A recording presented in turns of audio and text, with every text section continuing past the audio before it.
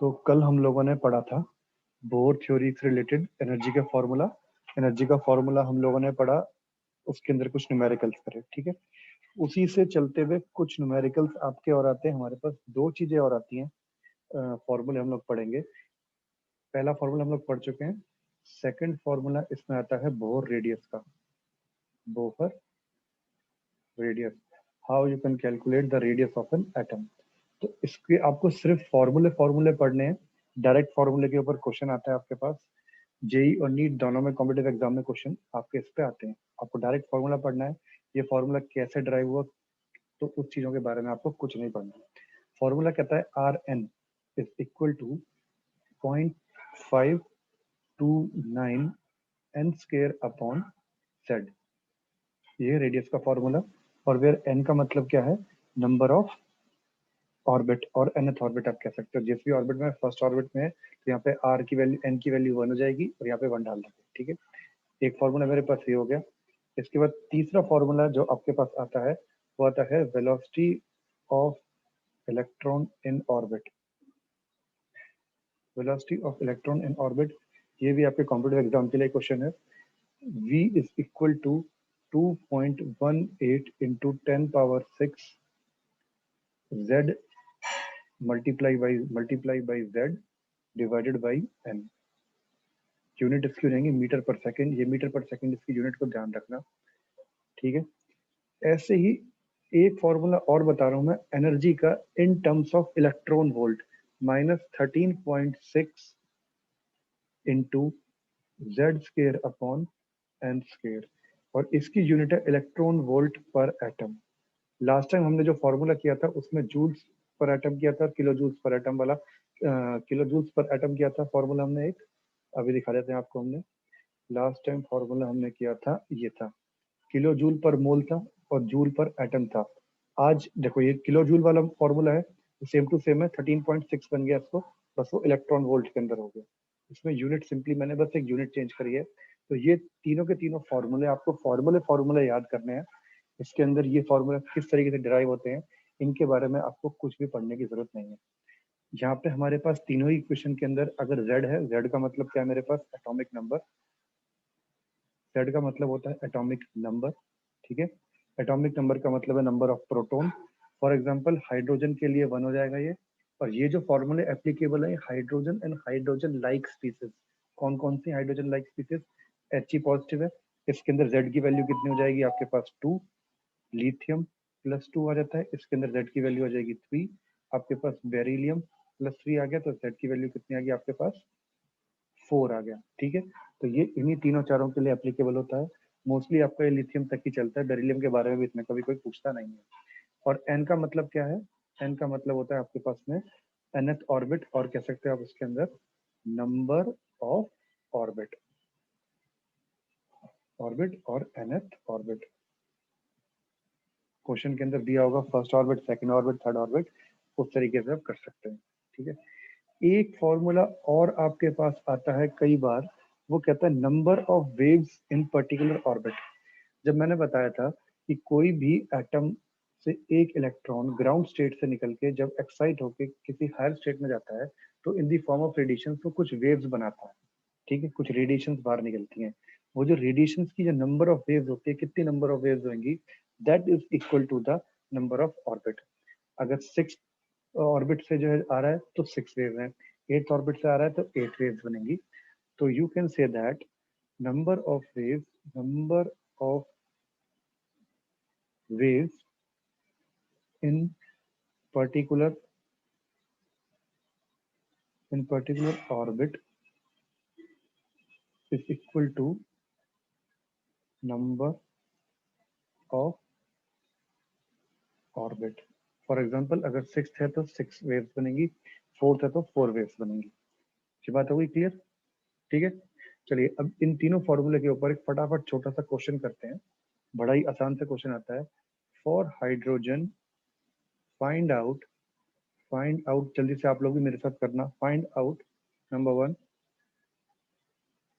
Radius of second orbit. Second orbit का radius क्या आएगा। Number 2 velocity of second orbit, ठीक है। थर्ड आता है waves made by electron in fifth orbit, और फोर्थ पार्ट इसको कर लीजिए आप, एनर्जी ऑफ इलेक्ट्रॉन इन, चलो वो छोड़ो, पहले आप जल्दी से फटाफट ये तीनों बताओ क्या क्या बनेंगे। रेडियस ऑफ सेकंड ऑर्बिट, और किसके लिए करना है हमने ये, हाइड्रोजन के लिए करना है। हाइड्रोजन के केस में मेरे पास z की वैल्यू कितनी आएगी, z इज इक्वल टू 1, और सेकंड ऑर्बिट है, और यहाँ पे n की वैल्यू कितनी आ गई, मेरे पास 2 आ गई, ठीक है। एक मिनट रुको, ये बात क्लियर। फॉर्मूला देखिए, फॉर्मूला कहता है आर एन, यानी मेरे को आर एन की जगह पे क्या है, 2 है, तो r two is equal to 0.529 2 square by z, तो यानी ये क्या बन गया 0.529 into 2 square divided by z की वैल्यू है 1, तो ये बन गया मेरे पास 0.529 इंटू 4, तो मोटा मोटा कितना आ गया ये 2 पॉइंट समथिंग आएगा यहाँ पे radius, clear, 2 point something picometer में इसका आंसर आ जाएगा। Radius of orbit is in picometer. एक बार मैं फटाफट जो चेक कर लेता हूँ, उसको मल्टीप्लाई करेंगे तो कितना आएगा, भानु इतने आप कर सकते हो, 529 इंटू 4, तो 2.11 पिकोमीटर, तो आपके पास ये आंसर आ गया, ठीक है, क्लियर है वाली बात। चलिए अब हम देखते हैं सेकंड ऑप्शन। सेकंड क्वेश्चन क्या कहता है, velocity of second orbit, velocity of electron in second orbit, ठीक है। तो एक्चुअली वेलोसिटी ऑफ इलेक्ट्रॉन निकालना है सेकंड ऑर्बिट के अंदर। फॉर्मूला हमारे पास क्या है, 2.18 into 10 power 6 into Z, Z की value is 1 divided by n, divided by 2, तो ये आ गया 2.18 into 10 power 6 divided by 2 only, तो इसका आ गया 1.09 into 10 power 6 metre per second, तो ये मेरे पास क्या आ गई, वेलोसिटी आ गई। सेकंड पॉइंट भी बड़ा आसानी से क्लियर है। अब आता है waves made by electron in fifth orbit. अब वेव्स, ये वाला फॉर्मूला देख रहे हैं, number of waves in particular orbit is equal to number of orbit, so waves made by electron in fifth orbit will be equal to number of orbit only, that is equal to 5, so we have 5 waves। ये वाला question clear हो गया सबको, इसमें कोई doubt आया किसी को, बताइए। भानु, ईशा, अक्षत, आई डोंट थिंक तो इसमें कोई डाउट आया होगा। आप जल्दी से अपने आप को अनम्यूट करके बोल सकते हैं भाई। चलिए जी, good evening sir. Good evening बेटा। अक्षत ठीक है, बढ़िया था, ये समझ हाँ में आ सर। गया पूरा, कोई डाउट आया इसके अंदर। No no no no. Bhumika clear बच्चे ये, यस सर। चलिए चलो एक क्वेश्चन आप लोग होमवर्क के लिए लिखना फटाफट, मैं आपको एक होमवर्क के लिए क्वेश्चन देता हूँ, बिल्कुल सेम ऐसे ही मिलता जुलता क्वेश्चन है, आपको यही 3 फॉर्मूले यूज करने हैं, ठीक है। चलिए क्वेश्चन है,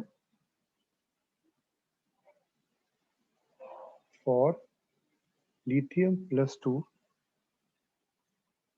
find out number a radius of third orbit, b part करना है आपको velocity of electron in second orbit, c part इसमें फाइंड करिए energy of electron in second orbit, and d part करिए waves made by electron in fifth, sixth orbit, in sixth orbit। तो ये आपका homework के लिए क्वेश्चन है, कोशिश करिएगा आप इसको अच्छे से करिएगा। बस ध्यान रखना, आपको हिंट के लिए, इस केस में एटॉमिक नंबर ऑफ लिथियम कितना होगा आपके पास, 3 हो जाएगा, ठीक है। एटॉमिक नंबर आप 3 रखेंगे और n की वैल्यू यहाँ पे 3 है, तो यहाँ पे 2 है, यहाँ पे भी 2 है, तो वो आप n की value as per the question आप लोग देख सकते हैं। ये बात क्लियर है? कोई डाउट इसके अंदर? चलिए जी, अब इसके बाद आता है हम लोग, ये तो था बोर की थ्योरी चली, ठीक है, तो बोर ने इस तरीके से चीजें बताई। अब इसके बाद बोर के बाद में एक साइंटिस्ट और थे, मैक्सवेल। तो मैक्सवेल ने ना एक थ्योरी दी थी, this theory is for electromagnetic wave, electromagnetic waves के लिए, ठीक है। अभी एक सेकंड दिखाता हूँ आपको। इलेक्ट्रोमैग्नेटिक वेव्स क्या होती हैं? कुछ इस टाइप की वेव्स होती हैं which has both electric field और मैग्नेटिक फील्ड, जो कि इलेक्ट्रिक और मैग्नेटिक फील्ड दोनों उनके अंदर होते हैं, and these both electric and magnetic fields are perpendicular to each other. अब देख सकते हो ये एक लाइन है, मैं इसको अलग कलर में दिखाता हूँ आपको, ठीक है, येलो कलर की एक लाइन दे दी मैंने यहाँ पे, ये लाइन आप क्लियरली दिख रही है। अब इसमें ये है एक वेवलेंथ चल रही है, ठीक है, ये इलेक्ट्रिक फील्ड है, और मैग्नेटिक फील्ड की ऐसे चल रही है। तो एक 3D कंसेप्ट चल गया, एक ऊपर चल रहा है और एक इधर चल रहा है, both are at 90 degree, these are at 90 degree with each other. Is that clear? So ऐसी जो वेव्स होती हैं उनको बोलते हैं हम लोग इलेक्ट्रोमैग्नेटिक वेव्स, ठीक। तो अब मैक्सवेल ने बताया कि जो एटम है उसका आपके पास जो करेक्टर होता है, it is of wave character. जो इलेक्ट्रॉन्स है, जो इन वेव्स हैं, इन सबका क्या है, एक वेव करेक्टर होता है। तो Maxwell theory is more about wave character of atom, wave character of atom, ठीक है। ये वेव करेक्टर के बारे में थी। अब इसने क्या क्या पोस्टुलेट्स बताया, इसने क्या क्या बताया? पहला पॉइंट बताया इसने, every source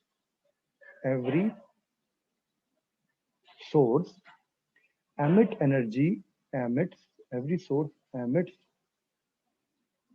energy in form of in forms of radiations, और कह सकते हैं in form of wave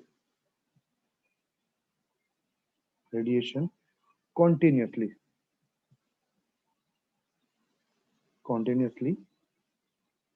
radiations, every source emits energy in form of radiation continuously, and these radiation and these radiations are wave, ठीक है। Clear हो बात?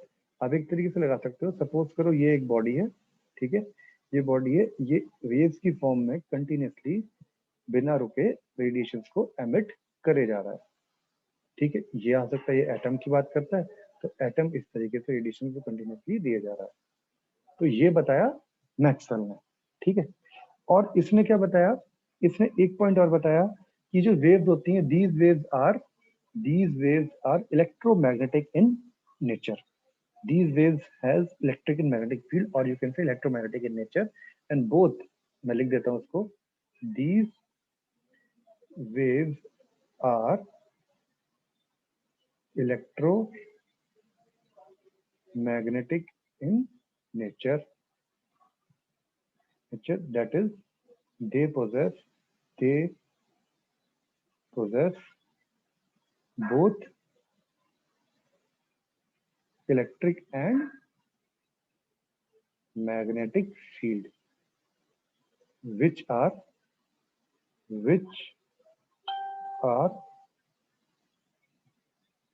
perpendicular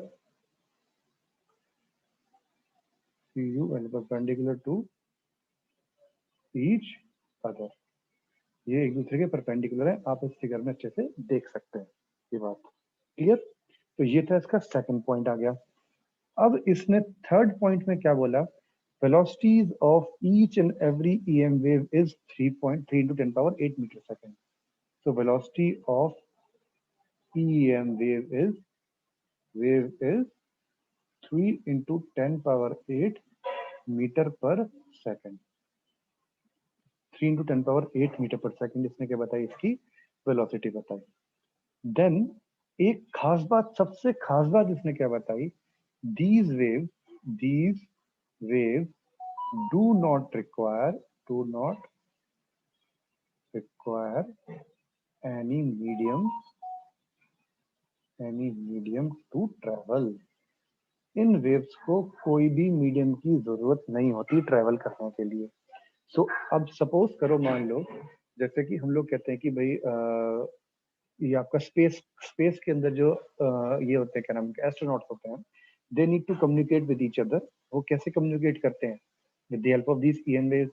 अब आप लाइट को ही बात कर लो, अब लाइट सन से लेकर यहाँ तक आती है, हमारे अर्थ तक। यहाँ पे क्या कोई हाईवे बना हुआ है क्या भाई, कोई NH1 थोड़ी ना है यहाँ पे कि भाई जो हाईवे बना हुआ है उस पर चल के आ गई। तो क्या कोई, there is no medium, there is vacuum only. तो ये जो इलेक्ट्रोमैग्नेटिक वेव्स होती हैं, ये इनको they do not require any medium to travel. तो ये ऐसी जगह पे कम्युनिकेट करने में काम आती हैं जहां पे क्या है, आपके पास कोई मीडियम नहीं है, उस जगह पे ये वेव्स कम्युनिकेट करने में काम आती है। तो मैक्सवेल ने ये सारी की सारी थ्योरी दी उस टाइम पे, ठीक है। बट अब ये जो थ्योरी दी, इसके एक साइंटिस्ट हुआ था इसी के साथ का, एक इसी का दोस्त था एक, इसके अब ड्रॉबैक आ जाते हैं। इसका एक दोस्त था प्लैंक, PLANK, प्लैंक, ठीक है। ये प्लैंक फट्टे से मतलब नहीं कि सोचो प्लैंक फट्टा होता है, तो प्लैंक फट्टा तो होता ही है। उस प्लैंक, ये साइंटिस्ट था, उसका नाम था। इसने कुछ क्वेश्चंस करे। इसने, मैक्सवेल ने बोला कि एटम के का होता है वेव करेक्टर। तो प्लैंक बोलता कि भाई अगर इसका वेव करेक्टर है तो तू मुझे लाइन स्पेक्ट्रम बनता है उसके बारे में बता, तो मुझे बता फोटो इलेक्ट्रिक इफेक्ट है वो कैसे हो रहा है, और ब्लैक बॉडी रेडिएशन कैसे होती हैं। तो ये कुछ चीजें थी, वो प्लैंक्स की कुछ बातों को बता नहीं पाया। और जो मैक्सवेल ने जो थ्योरी थी, वो आ जाओ ड्रॉबैक के अंदर सबसे पहले आती है black body radiation. Black body radiation. एक आता है हमारे पास फोटो इलेक्ट्रिक इफेक्ट। और एक तीसरा पॉइंट आता है हमारे पास में लाइन स्पेक्ट्रम। ये इन तीन फिनोमिनास को मैक्सवेल बता नहीं पाया कि ये तीन फिनोमिनास क्यों होते हैं। अब ये फिनोमिनास क्या होते हैं ये हम आगे इन चैप्टर में पढ़ेंगे। तो फिलहाल जब मैक्सवेल ने जब ये पूरी थ्योरी दे दी, उसके बाद कुछ दिन तक तो ठीक है चलती रही, उसके ऊपर डिबेट चलती रही। बट जब वो इन तीनों को एक्सप्लेन नहीं कर पाया, तब एक प्लैंक नाम का साइंटिस्ट आया। इस प्लैंक ने क्या करा, अपनी थ्योरी दी। प्लैंक ने क्या थ्योरी दी, अब उसके बारे में पढ़ते हैं। प्लैंक थ्योरी, यहां तक कोई डाउट आया मैक्सवेल की थ्योरी में? क्लियर हो गया मैक्सवेल थ्योरी सारा सबको? कोई डाउट है इसके अंदर? अक्षत, Bhanu, Isha, Bhumika, is there any doubt? All clear ना? Yes sir. चलिए, वेरी गुड ईशा। चलो जी, अब देखो प्लैंक ने क्या बोला। अब प्लैंक बोलता है, इसने बिल्कुल इसके उल्टा बोल दिया। मैक्सवेल बोलता था वेव करेक्टर, प्लैंक बोलता है लाइट के पास जो होता है वो पार्टिकल करेक्टर है। तो प्लैंक थ्योरी थी, या इसको हम लोग बोल देते हैं Planck's quantum theory. Planck's quantum theory. अब ये क्वांटम से क्या मतलब आया इसके बारे में बताता हूँ आपको मैं। ये आता है प्लैंक्स क्वांटम थ्योरी। और इसने मेन बात क्या बताई, इसने बताया कि लाइट हैज पार्टिकल करेक्टर। और एटम का भी क्या है, एक पार्टिकल करेक्टर होता है। तो मैक्सवेल कहता था कि जो लाइट है या एटम है उसका वेव करेक्टर है, प्लैंक कहता है पार्टिकल करेक्टर। तो दोनों ने बिल्कुल अपोजिट बात कह दी, बिल्कुल अपोजिट की बात, ठीक है। चलिए अब देखते हैं इसने क्या क्या थ्योरी इसने कैसे एक्सप्लेन करी। मैक्सवेल का सबसे पहला पॉइंट ये था कि every source emit energy continuously in forms of radiation. But Planck कहता है every source also emits energy. Energy तो एमिट होती है, that energy is emitted in form of sir physical chemistry में कितने चैप्टर हैं? भानु तू ये कहाँ से लेके डाउट आता है बेटा, ये सब चीजें बताऊंगा, सारी चीजें पढ़ा लूंगा ना, उसके बाद 5 मिनट में दूंगा, तब आप पूछना ये वाले डाउट। अभी फिलहाल हम लोग जो सबर रख भानु भाई, सबर। हाँ बिल्कुल ठीक बोला, अक्षत से कुछ सीखो आप। अभी चैप्टर प्लैंक अंकल जो बता रहे हैं वो सुन लो, क्या बता रहे थे वो। अब देखो, प्लैंक ने क्या बोला, energy is emitted in form of small packets, small packets, and and it is discontinuous in nature, and it is discontinuous in nature। ये कंटिन्यूस नहीं था। आप मान सकते हो जैसे कि एक बॉडी है ये, उसने एक डिसकंटिन्यूसली पार्टिकल की फॉर्म में एनर्जी एमिट करता गया। इसको मानने का तरीका ये, सपोज करो आपके पास में जो है एक बाल्टी है, बाल्टी से पानी का एग्जांपल सबसे बड़ी एग्जांपल बनता है ये, मोस्ट ऑफ द टाइम हम लोग इसे यूज करते हैं समझाने के लिए। तो एक बाल्टी है, अब बाल्टी के अंदर आपने क्या करा, एक छेद कर दिया। अब छेद कर दोगे तो क्या होगा, सारा पानी बाल्टी में से बाहर निकलता जाएगा, ठीक है। या फिर बाल्टी को उल्टा कर दो, उससे सारा पानी बाहर निकल जाएगा। ये पानी था, ये आपने छेद कर दिया इसके अंदर, तो पूरा सारा सारा पानी बाहर आ गया आपके, ठीक है। पहला केस ये कर सकते हो। दूसरा केस क्या करा, ये बाल्टी थी, इस बाल्टी को उल्टा कर दिया आपने, तो सारा पानी बाहर। तीसरा केस क्या कर सकते हो, इस पूरी बाल्टी में से एक छोटा सा मग्गा लेके पानी को एक एक करके बाहर निकाल सकते हो। ये जो छोटा सा मग्गा लेके एक एक करके जो पानी को आप बाहर निकाल रहे हो, उसे बोल देते हैं, वो चीज बोली प्लैंक ने थ्योरी में, ठीक है। तो प्लैंक बोलता है एनर्जी निकलती है हर एक बॉडी से, energy is also emitting, but this emission is in form of small packet in discontinuous in nature. और ये डिसकंटिन्यूस है, एक निकली रुक गई, फिर एनर्जी निकली रुक गई, फिर एनर्जी निकली फिर रुक गई, और ये छोटे छोटे स्मॉल पैकेट्स में लेके आती है। जैसे मान लो आपकी मम्मी ने आपको डेली का बांध रखा है कि 100 रुपए आपको डेली के देने हैं, आपकी पॉकेट मनी के हिसाब से, ठीक है। तो ये तो अक्षत के साथ करा हुआ है, भैया रोज के इसको 100 रुपए मिलने हैं। पर भानु के साथ क्या है, भानु के डैडी जिस दिन खुश होते हैं उस दिन 200 रुपए पकड़ा दिए एक बार, फिर 2-3 दिन बाद फिर खुश हुए, फिर 2-3 दिन बाद पकड़ाए, फिर 2-3 दिन बाद खुश हुए, फिर 2-3 दिन बाद पकड़ाए। तो ये क्या हो गया, डिसकंटिन्यूस इन नेचर है। पर अक्षत के केस में क्या है, this is continuous in nature. एक छोटा छोटा छोटा छोटा अमाउंट इसको जो है डेली का मिलता रहता है, ठीक। तो ये जो डेली एक कंटिन्यूसली इसको मिले जा रहा है, निकलता जा रहा है, तो ये तो क्या हो गई आपके पास में, मैक्सवेल अंकल की थ्योरी। और ये वाला सीन क्या बन गया, छोटा छोटा अमाउंट जो है आपका डिसकंटिन्यूस इन नेचर है, ये बन गया प्लैंक्स कांस्टेंट, प्लैंक्स की थ्योरी। क्लियर, सपने कुछ नहीं मिलता। हाँ बेटा होता है, ऐसे ही होता है। अब मेन डिफरेंस समझ में आ गया दोनों में, मैक्सवेल और प्लैंक्स कांस्टेंट क्या कहना चाहता था, ठीक है। अब ये जो स्मॉल पैकेट थे, ये जो स्मॉल पैकेट निकल के आए, इन स्मॉल पैकेट को बोलते हैं हम लोग क्वांटा। तो सेकंड पॉइंट आया कि these small packets are known as these small packets of energy are known as quanta. ये जो स्मॉल पैकेट्स होते हैं इन्हें बोलते हैं हम लोग क्वांटा, ठीक है। और लाइट के केस में, and in case of light it is known as photon, it is known as photon. ये बात याद रखना आप लोग। क्लियर, पहले 2 पॉइंट समझ में आ गए भाई, energy is emitted in the form of small packets and it is discontinuous in nature, and these packets are known as quanta. And if you are specifying the light, it means these are known as photons। ठीक है जी, चलो तो फिर आगे चलते हैं। इसके बाद आ जाओ इसका थर्ड पॉइंट। थर्ड पॉइंट क्या कहता है, energy of these quanta, ENER, energy of each quanta. Quanta का मतलब मैं दोबारा लिखता हूं, small packet. Energy of each quanta is directly proportional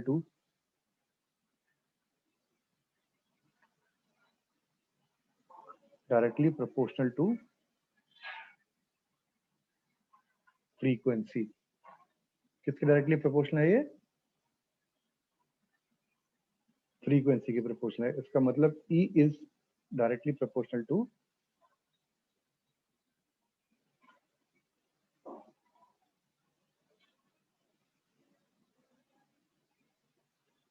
E is directly proportional to nu। इसे बोलते हैं फ्रीक्वेंसी वाला पार्ट। ठीक है, this nu is known as frequency. और जैसे ही प्रोपोर्शनलिटी का साइन हटाएंगे so it will become E is equal to h nu. ये मेन फॉर्मूला आ गया। और जहां पे H हमारे पास आता है प्लैंक्स कांस्टेंट, और इसकी वैल्यू होती है 6.626 into 10 raised to the power minus 34 joule second. तो ये है हमारे पास प्लैंक्स कांस्टेंट की वैल्यू। क्लियर है यहां तक बात? सेकंड पॉइंट क्या बोला? Energy of each quantum that is small packet is directly proportional to frequency, that is E is directly proportional to nu, and E is equal to h nu. और H का मतलब है Planck's constant.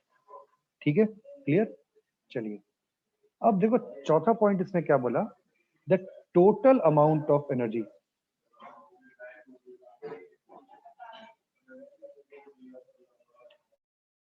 एक second रुकना जरा।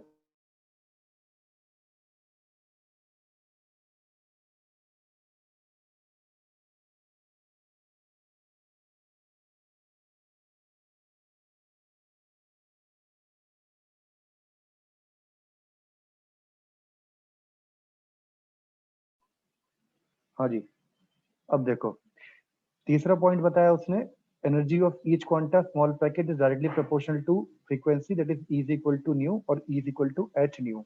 तो ये क्या आएगी आपके पास? This is the energy of one quanta, energy of one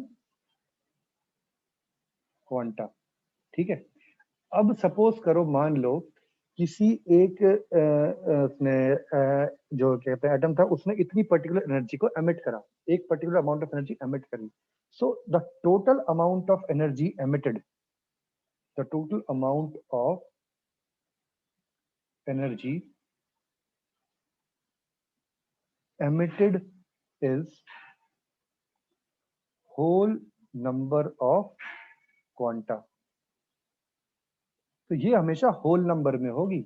ऐसा नहीं होगा कि ये 3.5 क्वांटा की एनर्जी बाहर निकली है, 3.5, 3.25, 9.10, इस टाइप में नहीं होगा। ये हमेशा 1 2 3 4 5 6 एक इंटीजर रहेगा आपके पास में। So it will always be a whole number. So is equal to n h nu, where n क्या हो जाएगा? n की value can be equal to 1 2 3 up to infinity ये चली जाएगी। तो ये 4 पॉइंट बताए हमारे किसने? प्लैंक्स अंकल ने। ठीक है, क्लियर हो गई बात? कोई डाउट इसके अंदर? ये दिक्कत, कोई डाउट इसमें? ये बताओ जरा। तो दोनों थ्योरी समझ में आ गई, प्लैंक्स थ्योरी क्या कहती है और हमारी मैक्सवेल थ्योरी क्या कहती है। क्लियर? अब ऐसे ही हम लोग पढ़ते थे, हमने पढ़ा था कि light has dual character, dual character of light. Because light के अंदर क्या होता है, एक पार्टिकल्स डिसकंटिन्यूअस फॉर्म में तो निकलते हैं, बट वो डिसकंटिन्यूअस पार्टिकल वेव नेचर रखते हैं अपने पास। मैक्सवेल कहता है कि जी ये वेव नेचर है। सॉरी, ये क्या हो गया? हाँ जी, सॉरी। मैक्सवेल कहता है कि ये वेव नेचर है एटम के पास में। ठीक है, और ये क्या नाम है इसका, पार्टिकल, सॉरी, मैक्सवेल कहता है वेव नेचर और प्लैंक कहता है पार्टिकल नेचर। तो दोनों की चीजों में अलग अलग हो गया सब किताब, बिल्कुल उसने अलग अलग बोला। बट इसके बाद साइंटिस्ट आए हमारे पास, एक आइंस्टीन अंकल। आइंस्टीन ने क्या करा, ये दोनों लेके गए आइंस्टीन के पास कि भाई साहब अब बताओ कौन ठीक है। तो आइंस्टीन कहता है भाई साहब अब दोनों के दोनों ठीक हो अपनी जगह, दोनों गलत नहीं हो, दोनों ही काम हो रहे हैं, पर सिर्फ पार्टिकल जैसा काम नहीं हो रहा और सिर्फ वेव नेचर वाला काम नहीं हो रहा। वो कहता था, आइंस्टीन ने बताया कि भाई ये है दोगुला इंसान। जैसे कुछ लोग देखे ना दोगुले इंसान, देखे आपने? दोगुले ड्यूल नेचर होती है उनके, किसी के सामने बात करो तो बड़े अच्छे से हंस के बात करते हैं, और जैसे पीठ पीछे पलट जाओ उनके तो उनको गालियां देनी स्टार्ट कर देते हैं। ठीक है ना भानु? हाँ, जैसे भानु ने लिखा है अक्षर जैसे। तो ऐसे ही हम डे टू डे लाइफ में देखते हैं कुछ इंसान आपके मुंह में तो आपकी बड़ी तारीफ करते हैं, आपके मुंह के मुंह सामने सामने, और जैसे ही आप वहां से गए फिर वो आपको पता नहीं किस किस नाम से बुलाने लगते हैं। तो सेम ऐसे ही हमारे पास में क्या था, तरीका हमारे पास थी ये कैरेक्टरिस्टिक। अब ध्यान से देखो, मैक्सवेल ने बताया ये होता है, ये मैक्सवेल अंकल ने बताया, ठीक है, दैट इज वेव नेचर, ठीक है जी। अब मैक्सवेल के बाद आया प्लैंक, प्लैंक ने बताया particle nature, p for particle, p for Planck. पर इनकी होती है dual nature, dual nature of atom. वो क्या है, ये चीज। तो यानी स्मॉल पैकेट्स तो है, but the small packets are, इस स्मॉल स्मॉल पैकेट है इसकी वजह से पार्टिकल नेचर हुई। पर ये जो स्मॉल पैकेट है ये हमारे पास किस में है, ये पैकेट है सारे के सारे हमारे वेव नेचर के। सो ड्यूल नेचर ऑफ एटम। तो ये बात आ गई हमारे पास ड्यूल नेचर ऑफ एटम की। इसका मतलब कहने की बात है कि एटम दोगुला है, दिखता पार्टिकल है बट अंदर से दूर से ध्यान से देखोगे तो वो वेव निकल के आ गई। ये बात समझ में आ गई आपको? कोई डाउट इसके अंदर? कोई डाउट नहीं है? चलिए अभी हमारे पास थोड़ा सा टाइम है, तो इसके अंदर अब एक कॉम्पिटिटिव का क्वेश्चन कर लेते हैं बस हम। इलेक्ट्रोमैग्नेटिक वेव्स के बारे में इसमें चलो बाद में पढ़ेंगे, एक कॉम्पिटिटिव का क्वेश्चन कर लेते हैं। बड़ा छोटा सा, कई बार क्वेश्चन आ जाता है आपके पास में। एक क्वेश्चन आता है, what is value of one Einstein?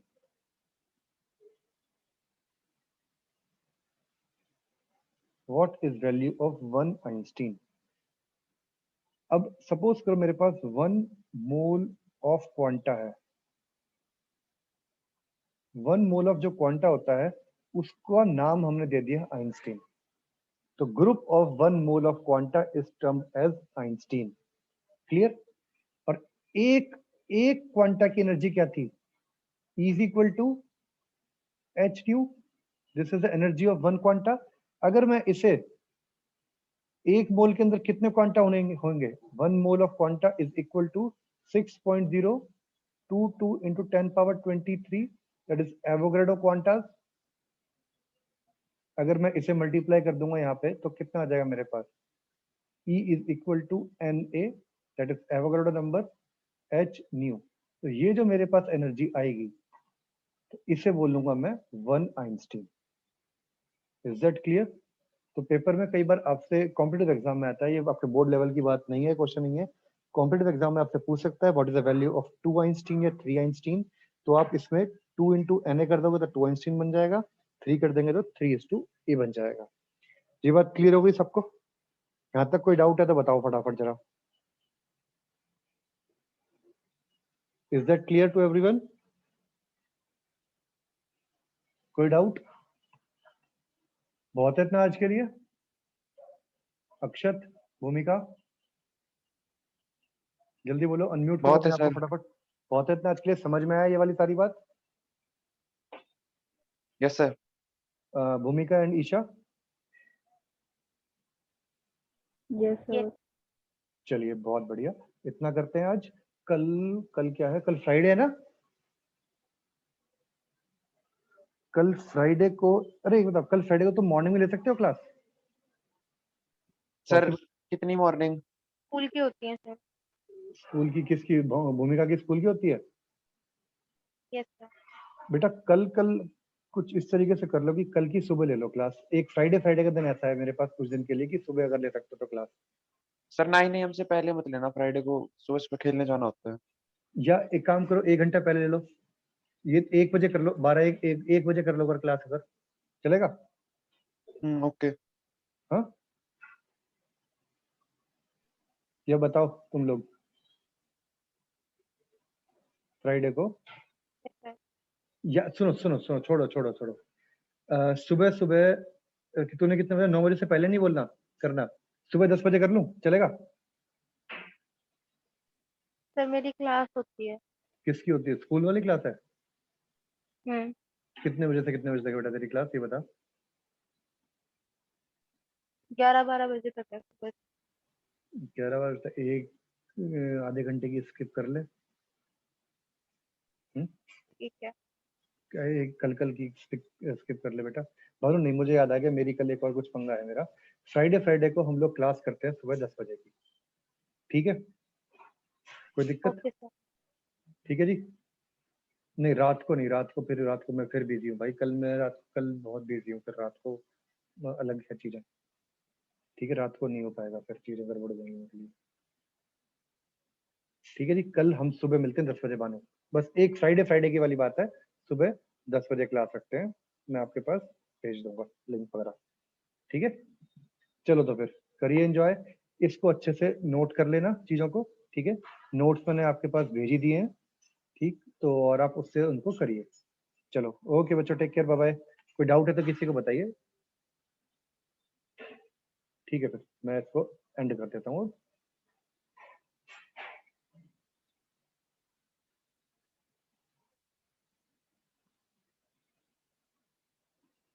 अक्षत कुछ कहना चाह रहा है बेटा?